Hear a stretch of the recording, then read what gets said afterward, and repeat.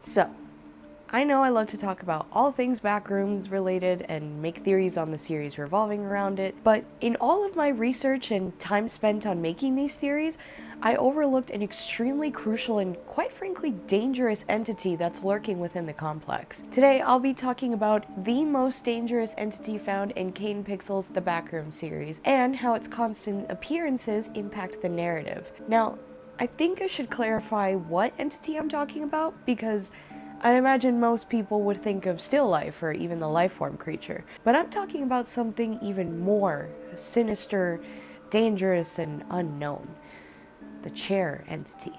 Kane has a great knack for character additions, and he has the most creative ideas in monster design that I've ever seen. I mean, when have you ever been more afraid of an incomprehensible stick figure or a clay statue of a person, or hell, a train crossing sign? Well, the answer to that question is found in Found Footage 1, actually. This is the first appearance of the chair that we see, and while yes, this video is technically akin to a show pilot wherein some things may or may not remain canon, it's safe to say that this is the first canon appearance of the chair, so let's discuss it. As Kane is wandering through the complex, no doubt on edge after having just encountered the life form and running away from it, he comes across this long hallway that overlooks the famous liminal space image of an airport hotel from Europe. Right under that window is a chair. Now, the chair that is seen here is notably different from the other chairs we see throughout the complex. Perhaps this is indicative of the chair's ability to seemingly camouflage itself in order to avoid detection by wanderers or even other entities. This may also suggest its place in the food chain within the complex itself. Maybe the chair is in the same predator category as the life form or even still life. There's also a possibility that the chair is another type of still life entity, and I'll talk about this more later on in the video, but let's get back to that first chair sighting. Kane approaches the window to get a better view of the hotel across the gap, and we're able to get a better look at the chair here. This chair looks like your typical dining room chair, and given the placement of this dining room chair in a corporate setting, it's odd to see this subtype of the chair entity here, to say the least. I mean, you'd expect this type of chair in the more residential areas of the complex, but if speculation from the community that this corporate area is the same area Madison sees when she looks through the keyhole in the door in Found Footage 2, then it would make a lot more sense for this chair to be in this area, as it wouldn't be far from its original location. Not only can we confirm that this means the chairs are capable of movement, but we also see this concept in action. As Kane wanders through a hallway, he begins to hear some incoherent noise in the distance. He rounds the corner, and as he slowly makes his way down the hallway, another chair appears. This section right here is the best instance of the chair entity's movement and attack methods. It seems similar to still life, where the movements are janky and it seems like the entity is almost throwing itself to try and get to where it wants to go. Unfortunately for the chair, this means that attacking their prey immediately alerts other entities or wanderers to its presence, which means that other entities can interfere with its hunting. This is evident by the last section of Found Footage 1, where the life form has now located Kane thanks to the chair's attempt at directly attacking him. So, what can we learn from this video? We see that the chair entity does seem to exist, and of course, I'm not the only one who thinks this, as game theory famously also had this idea of the chair being an entity. But when you look at the series as a whole, you notice that more of these chairs are in the found footage videos than they are in the more async-centered videos. But there are instances of the chair entity appearing in these async-related videos. For instance, we see the chair entity in videos like Pitfalls, where Marvin goes into the deepest part of the house in the red neighborhood. Here, we see a metal folding chair, and of course, we see evidence of people having been here. But the other thing we see here is the life form. From my first theory video, I discussed that the life-form creatures may be a collection of hay bacillus bacteria mutated by the complex to be able to move. The number of bacteria and colonies required to make a life-form creature this big would have had to come from two bodies, as hay bacillus is a common bacteria found in the human gastrointestinal tract. And since the chair is the only other thing here, I think it's safe to say that whoever was camping here was eventually incapacitated by that chair, and the eventual decomposition and bacterial colony development and mutation and sporulation and all this other stuff resulted in the lifeform creature we see here. This would further support the idea that the chair entity is on the higher end of the food chain within the complex. In presentation, there are a bunch of chairs,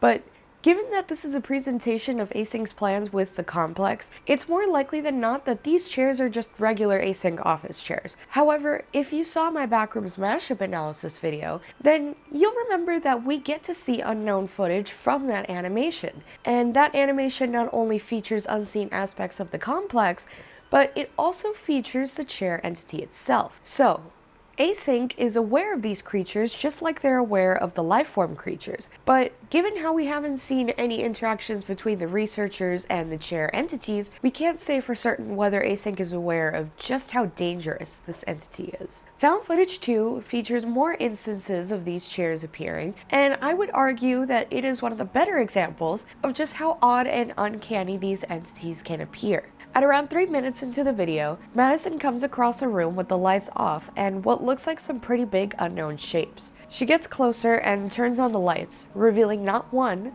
not two, but 3 chair entities, which are distorted to appear much taller than usual. This also isn't the only instance we see the chair entity appearing significantly taller, but that sighting comes later. Madison approaches the cluster of chair entities, and we can see that they're not only significantly taller, but they're also wider. Perhaps their size is indicative of their place in the local hierarchy of entities, like how queen ants are 2 to 3 times bigger than the worker ants. But this makes me wonder, why didn't they attack Madison? They had the perfect opportunity to attack her, especially since they outnumber her and are much bigger and presumably much stronger than she is. Not to mention, the chair we saw from Pitfalls was clearly the reason those 2 people who were camping there lost their lives to begin with, and that was just one folding chair. So imagine 3 fully grown dining room chairs? Madison's lucky to make it out with her life, honestly. But this also makes me wonder if the chairs can enter a state of hibernation, for instance, if they haven't encountered a reliable source of food in a while. Or maybe when the chair entities perish, they revert to their original form, kind of like how spiders curl up when they die. The reason I speculate this is because we see the lifeform nest later on in the video when Madison is wandering through the complex. This is the only sighting of the chair entity from this video, however, so let's move on to the next sighting, which is found footage 3. Found footage 3 is set in a mostly corporate-looking area of the complex, but I want to talk about the beginning of the video first. Ravi hears a noise and calls his landlord about it, wanting to know whether someone was scheduled to do some work in his basement. After being told that no one was supposed to be there today, Ravi carefully looks around his basement only to be met with a broken sliding glass door. Even more horrifying, he finds a massive hole in his wall after looking deeper into his basement. But in between those sections, do you know what we see? That's right, chairs. I think it's possible that the unknown entity that got out of the complex was really a horde of these chair monsters, and now they're set loose on the world. Chairs are innocuous enough that their presence is usually overlooked, especially if they're in places you'd usually expect them to be. Plus, it seems like Robbie never really goes into his basement anyway, so who's to say that he even remembers everything that he has down there? This makes it the perfect place for chair entities to gather and build up their strength and numbers before planning their attack on the rest of the human population. A very horrifying concept. After this frightening encounter in Ravi's house, he ends up no-clipping into the complex where he falls into a chair truther's worst nightmare, an office area, where chairs exist at seemingly every corner. Ravi has essentially fallen into a landmine. The fact that he makes it out of this area in one piece, even after crashing into the chairs, is nothing short of a miracle. Especially when Ravi ventures further into the complex and we see another example of a distorted chair entity. We only see one here, which may indicate that this entity is probably the one who manages the rest of the entities here. This is more than likely the reason Ravi wasn't attacked by any of the chairs, as the alpha here isn't displaying any aggression. Or maybe it has something to do with the presence of still life. This video gives us our first look at still life, and we can see how aggressive and fast this entity is by how it chases Ravi through the complex. If we go off of prior speculation that the chair is a subtype of a still life entity, then it would be a better explanation for why the chair entities didn't attack Ravi, because that's the job of the humanoid still life entity. We also see the chairs being used against the still life creatures, as the barricade we see further on in the video is made using a bunch of chairs. Perhaps this is akin to a pile of bodies rather than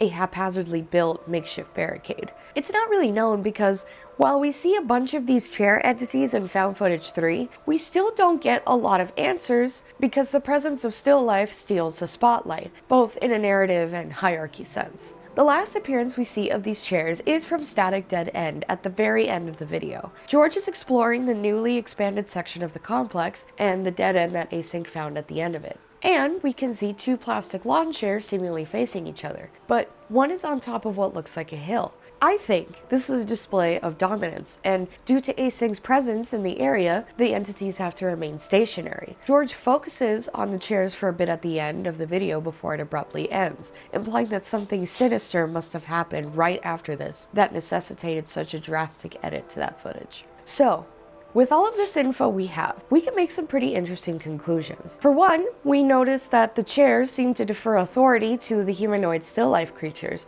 which I believe could indicate the place that the chair has within the food chain of the complex's ecosystem. It could be on the same level as the life form, while the humanoid still life creature would be at the very top of the food chain. This again would explain why Ravi wasn't attacked by an entire horde of chair entities when he initially begins wandering through the complex, as it seems like the attacking is always left to the humanoid still life creature, which not only implies the food chain theory, but also supports the theory that the chair could be a version of a still life creature. We have the black corporate chairs, white lawn chairs, metal foldable chairs, and of course, the dining room chairs. These could all be different subtypes of the chair entities, or they could be different camouflage types that are dependent on the part of the complex that they're in. It's not really known as of now, but hopefully Async manages to catch on to the existence of these entities for further study, and hopefully Kane reveals more chair lore in future videos. Thank you guys so much for watching the video. If you haven't gotten sick of my bullshit yet and are still here, I really appreciate it. I've got lots of content on the way, so I hope you stick around for that as well. And if you did enjoy the video, please be sure to leave a like and comment. Tell me what you thought about my observations. Did you notice something about the chairs that I didn't? Anyway, I hope you guys take care, and I will see you in the next video. Bye!